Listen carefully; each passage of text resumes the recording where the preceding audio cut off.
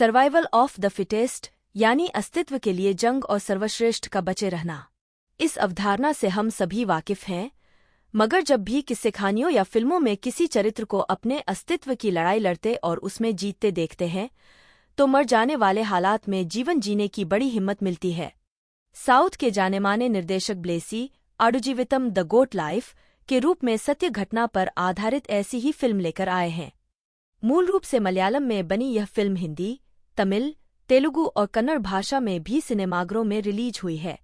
ये पहली बार नहीं है जब कोई सर्वाइवल वाली कहानी पर्दे पर आई हो, मगर निर्देशक ब्लेसी बेशक दाद के काबिल हैं, जो उन्होंने नजीब मोहम्मद की असल जिंदगी की कहानी को पर्दे पर पूरी सच्चाई के साथ पेश किया है। हालात ने नजीब को खाड़ी देश में 3 साल तक गुलाम बनाकर रखा और उस दौरान उसने जो यातनाएं झेलीं वो दिल को दहला देने वाली थीं। लेकिन अब एक बात सुकून देती है कि नजीब हमारे बीच जिंदा है।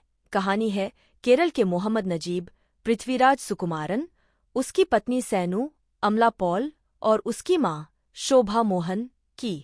5 क्लास तक पढ़ा नजीब अपने परिवार का गुजारा करने के लिए रेत की मजदूरी करता है, मगर परिवार और अपने आने वाले बच्चे को बेहतर जिंदगी देने के लिए वह खाड़ी देश जाकर पैसे कमाने की सोचता है।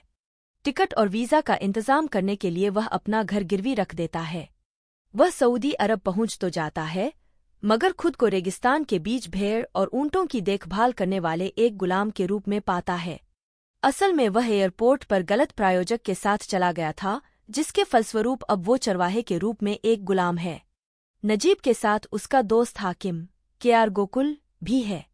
बस वहीं से उसके जीवन की भयानक दास्तान की शुरू होती है। नजीब के दोस्त हाकिम को किसी और शिविर में ले जाया जाता है, जबकि उसे खाने के लिए एक रोटी और पीने के लिए भरपूर पानी तक नहीं मिलता। वहां से बच निकलने की कोशिश करने पर उसे डराने के लिए गोलियां बरसाई जाती हैं, मारा पीटा जाता है, उसका एक पैर टूट जाता है। उनकी भाषा न आने के कारण वो अपनी बात उन्हें समझा नहीं पाता। रेगिस्तान में उसका जीवन जानवरों से भी बदतर हो जाता है, मगर 3 साल उस यातनामय जीवन के बाद जब वो तकरीबन अपने परिवार के साथ साथ खुद को भी खो चुका है, तब अल्लाह के फरिश्ते की तरह अफ्रीकी गुलाम Ibrahim Kadri, Jimmy Jean Louis और हाकिम उसे मिलते हैं।